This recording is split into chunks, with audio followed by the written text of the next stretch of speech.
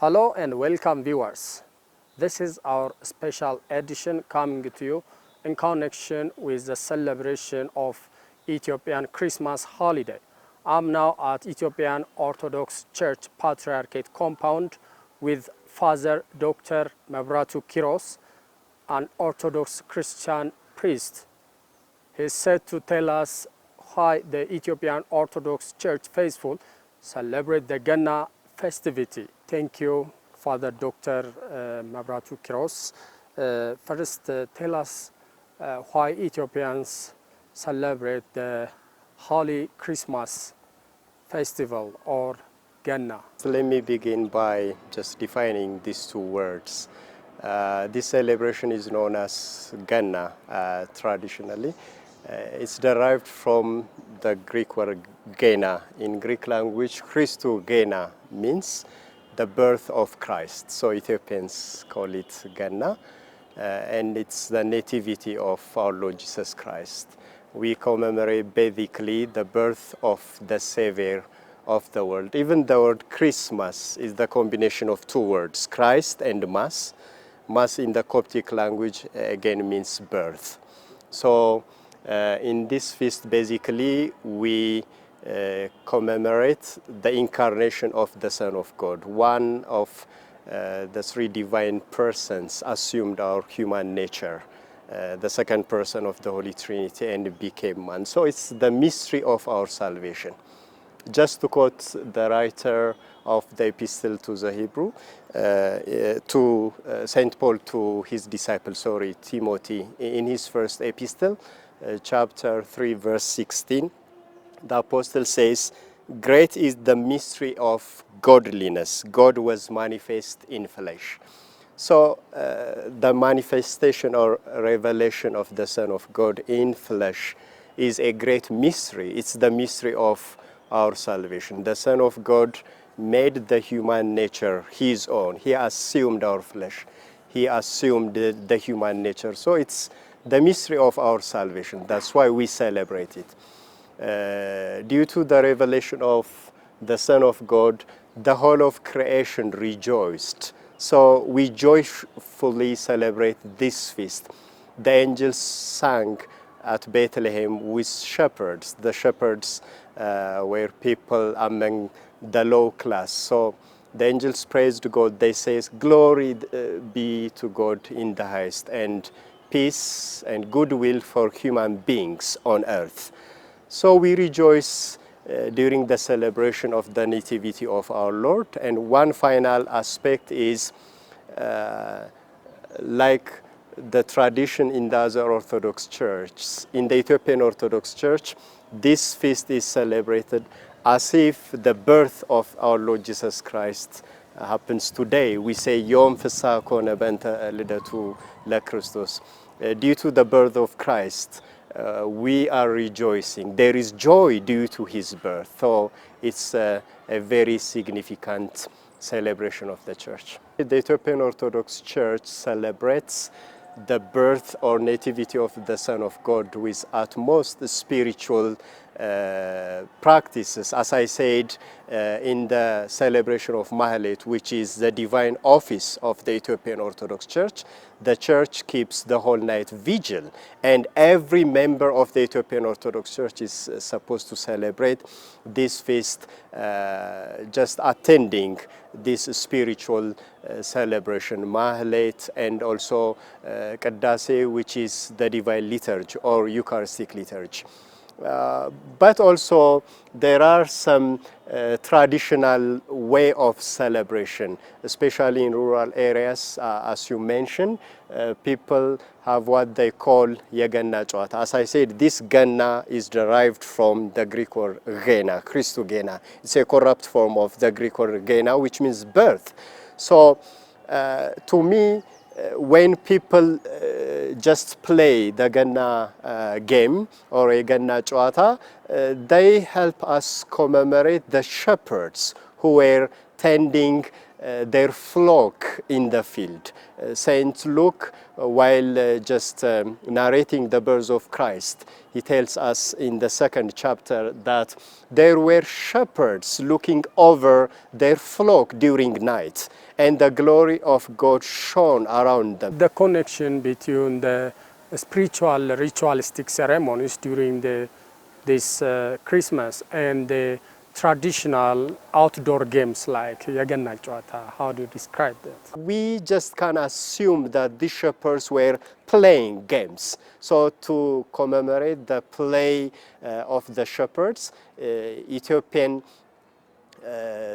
people have a special celebration, because in Ethiopia the culture is closely linked to the spirituality and the religious belief of the church. So it has that aspect and even a biblical correlation. I would like to invite foreigners who are not familiar with the Ethiopian tradition to come to our beautiful land, Ethiopia, and to see the celebration.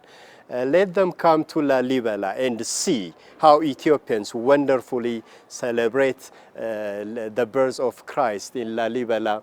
We have tourist attraction places, the Rock-hewn church, so that is a very fascinating and colorful celebration. The other aspect would be the Ethiopian Orthodox Church is one of the few churches in Christendom that keep the Julian calendar. We don't celebrate Christmas on December the 25th, as the Western world does, but we have our own Julian calendar. We have kept the calendar of Julius Caesar, so we celebrate it with our Russian, Armenian, and Coptic brothers on January the 7th, keeping the old tradition. To say something about this, while Pope Gregory the Great changed the calendar in the 16th century, and while the whole world accepted his own calculation, Ethiopia didn't. We maintain that oldest tradition. Our calendar belongs to the old calendar. We celebrated it on January the 7th. Whether in a leap year or not, it always falls on January the 7th, but there is one day difference according to the first month or Tassas of the Ethiopian calendar. On a leap year, we celebrate it on the 28th day, as we do in this year. On other days, on the 29th. So it has its own peculiar aspect, its own spiritual value, and its own traditional aspect, which is even spiritual as well, as I said. While Ethiopians celebrate the nativity of Christ, they don't commercialize it as it's done in the Western world. We attend the whole night vigil, we chant, we sing, we rejoice with the angels. As if we see the shepherds, we go to the current Bethlehem, which is the church, where we just find the born Christ, who is at the same time a child and an everlasting Father, adoring this mystery, the mystery of the Son of God becoming man. So let the other world come to Ethiopia and find how this spiritual celebration is being celebrated, keeping its spiritual value intact. Ethiopian Holy Christmas have its own unique features compared to the other Oriental churches or the others. The Oriental Orthodox churches are the churches that share the same belief or dogma or interpretation of that dogma known as doctrines.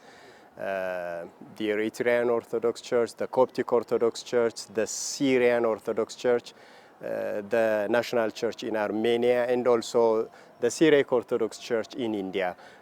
These churches, as I said, have the same doctrine, and I would say that they celebrate the nativity of our Lord Jesus Christ in a spiritual manner. Even if we are using different languages and we may have minor liturgical differences, basically the spiritual aspect of this great feast is maintained in all these churches. What I could say is totally different from how it is celebrated in the Western world. I myself studied in Canada, and I saw how Christmas is celebrated in the Western world. It is commercialized in the Western world, but in this Oriental Orthodox Church, it has its spiritual value, its spiritual aspect is still maintained.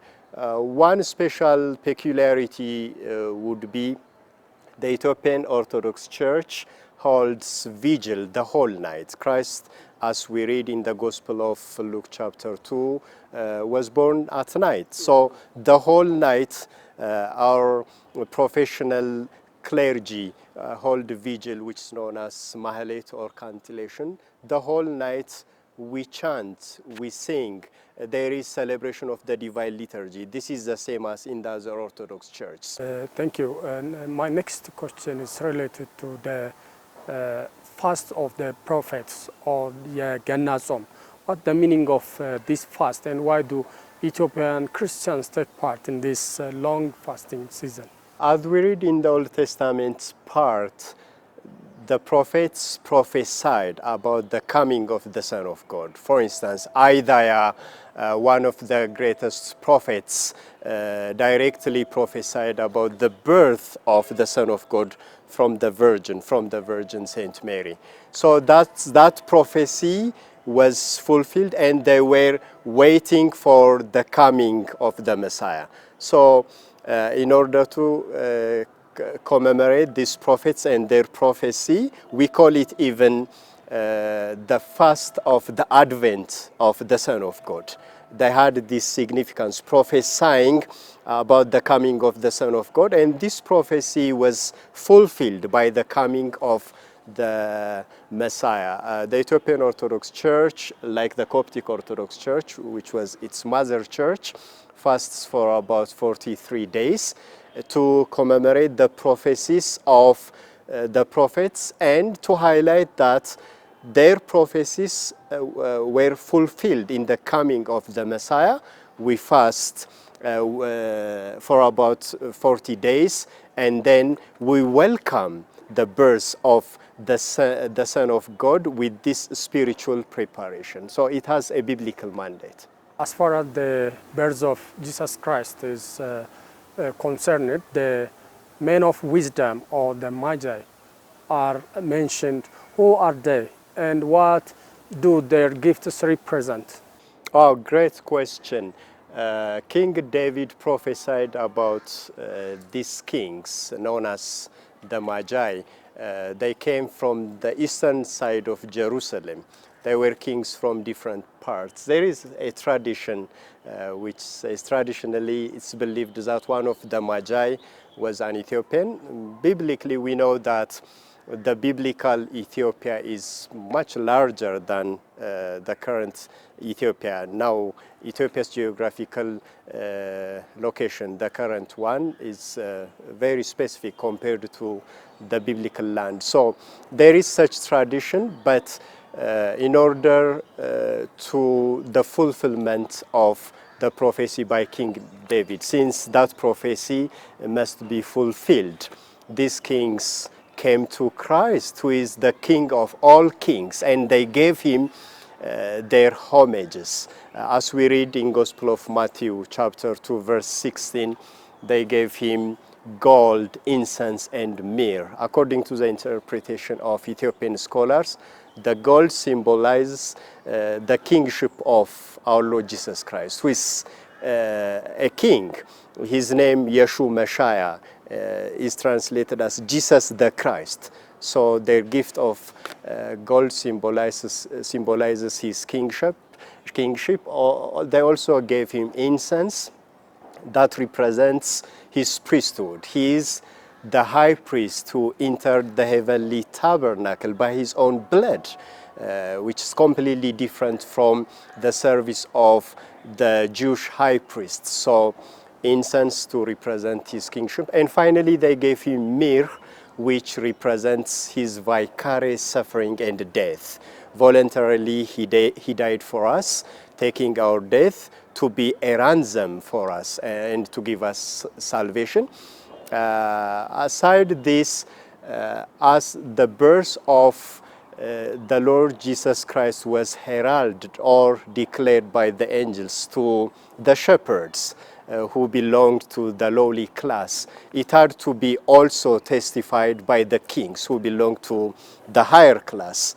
So the kings were there representing the higher class of humanity, the shepherds were there, and the kings came being led by the star, and there were angels. So the birth of Christ was testified by both the heavenly beings and earthly beings. The heavenly beings, angels, the star, and from the earthly beings, kings, shepherds, Saint Mary, the Mother of God, Saint Joseph were there, or even there were animals in the manger. So since the birth of Christ is the joy of the whole of creation. By his coming, the whole creation rejoiced, and these kings should have been part of this celebration, and that's why they were included in the whole map of the Nativity of Christ. Your last message to all Christians around the world. My last message would be, I would like to invite foreigners who are not familiar with the Ethiopian tradition to come to our beautiful land, Ethiopia, and to see the celebration. Let them come to Lalibela and see how Ethiopians wonderfully celebrate the birth of Christ in Lalibela. We have tourist attraction places, the Rock-hewn church, so that is a very fascinating and colorful celebration. The other aspect would be the Ethiopian Orthodox Church is one of the few churches in Christendom that keep the Julian calendar. We don't celebrate Christmas on December the 25th as the Western world does, but we have our own Julian calendar. We have kept the calendar of Julius Caesar, so we celebrate it with our Russian, Armenian, and Coptic brothers on January the 7th, keeping the old tradition. To say something about this, while Pope Gregory the Great changed the calendar in the 16th century, and while the whole world accepted his own calculation, Ethiopia didn't. We maintain that oldest tradition. Our calendar belongs to the old calendar. We celebrated it on January the 7th. Whether in a leap year or not, it always falls on January the 7th, but there is one day difference according to the first month or Tassas of the Ethiopian calendar. On a leap year, we celebrate it on the 28th day, as we do in this year. On other days, on the 29th. So it has its own peculiar aspect, its own spiritual value, and its own traditional aspect, which is even spiritual as well, as I said. While Ethiopians celebrate the Nativity of Christ, they don't commercialize it as it's done in the Western world. We attend the whole night vigil, we chant, we sing, we rejoice with the angels. As if we see the shepherds, we go to the current Bethlehem, which is the church, where we just find the born Christ, who is at the same time a child and an everlasting Father, adoring this mystery, the mystery of the Son of God becoming man. So let the other world come to Ethiopia and find how this spiritual celebration is being celebrated, keeping its spiritual value intact. And I would like to thank our Ethiopian fathers who handed down this spiritual tradition to us, and glory be to God for his wonderful gift to our land, Ethiopia.